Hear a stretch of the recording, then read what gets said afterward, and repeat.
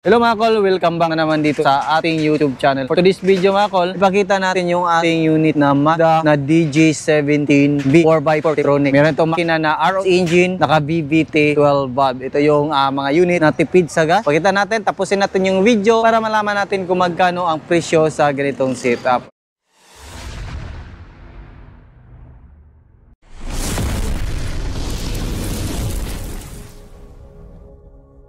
Ayan, makita natin dito mga kol, pearl white po yung kulay ng ating unit. Ayan, meron tayong emblem ng Mazda. Kinulayan natin ng black yung grills natin. Ayan.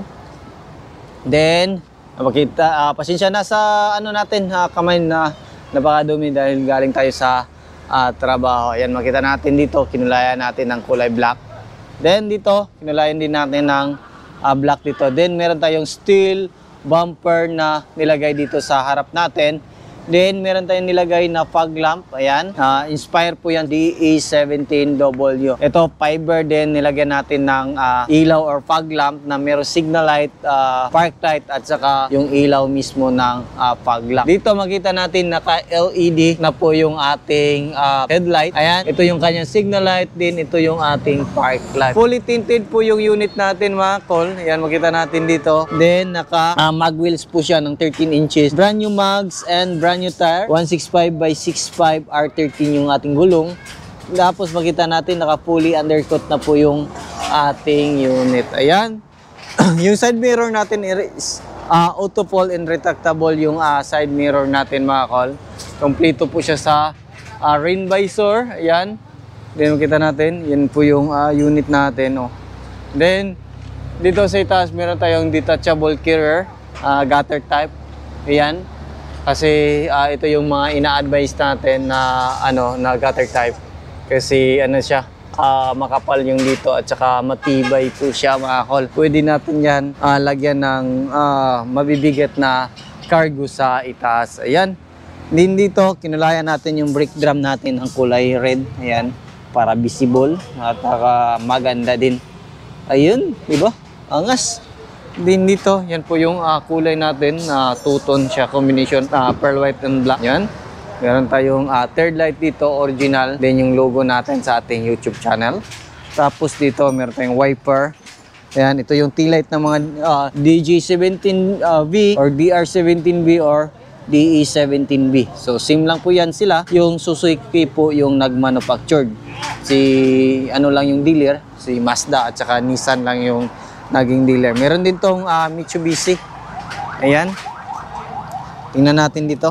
Likuran. Ito, meron tayong third seat dito mga kol. Kasya po yung dalawang tao dito. Ayan. Tapos, makita natin dito. Ayan. Is, kasya po yung tatlo. Then, magiging dalawa, apat. Tapos dito, tatlo is magiging, na dito. 7 katao na dito. Plus dito sa harap, dalawa is magiging 9-seater po tayo mga kol. Yan. Napakaganda po ng upuan natin. Yan po yung napili na design ng ating customer. Yan. Then foldable din yung upuan nito mga kol. Pakita natin kung paano natin i-fold yung mga ganitong upuan. Hila lang natin dito. Hila tapos, ayan. Angat lang natin to. Ayun. So, makita natin, napakalawak po yung minivan natin. So, multi-purpose, pwede siyang pang negosyo, pwede natin itong gawing mini camper van, kung gusto natin, panggala, ayan.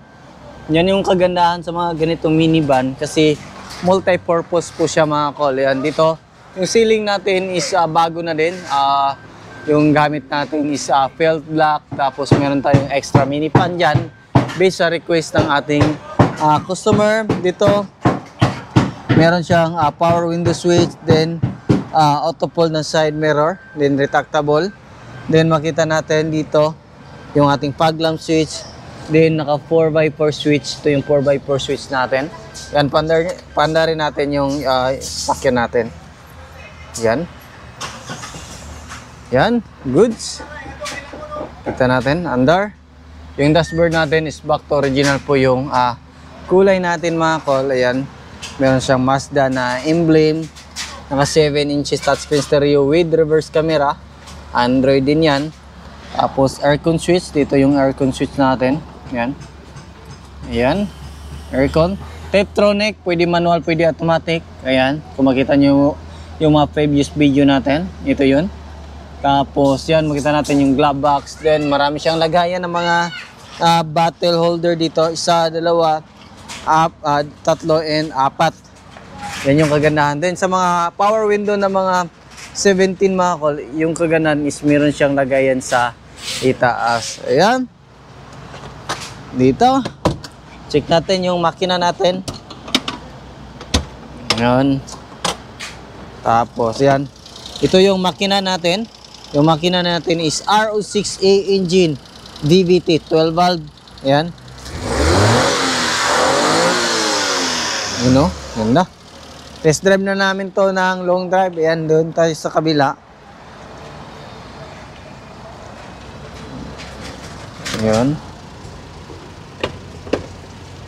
Tapos dito. Ayan. Makita natin yung ating alternator, aircon compressor, yung throttle body natin. Yung throttle body natin is full electronic po yan mga kol. Tapos to yung EGS oil natin. Ayan. Then ito yung air filter housing. Then yung ating main fuse box. Then yung ECU natin. Ayun no. Ganda. Tapos dito tayo sa hood natin. Yun o. Ito naman yung ating coolant reservoir mga kol. Sa D17, ito na po yung mga latest na reservoir natin. Tapos ito yung brake fluid reservoir. Din yung ating windshield washer reservoir. Yan po yung setup natin sa ating unit. Yung conversion natin is baki-baki conversion po tayo mga kol.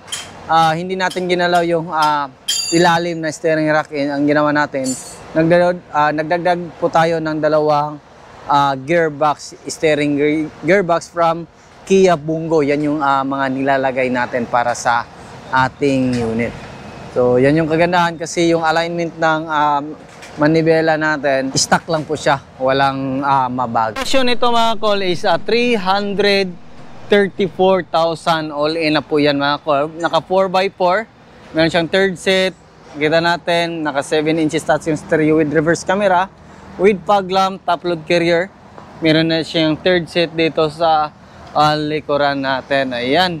Yan po yung setup natin sa ating D17V na 334,000. So yan lang siguro yung aming vlog for today. Maraming salamat po sa yung patuloy na pagsubaybay sa bago lang sa ating channel. Don't forget to like, share, and subscribe. Then click na rin yung notification bell para updated kayo sa ating next video uploads kagito. Ingat po mga kol and bye-bye. God bless po sa ating lahat.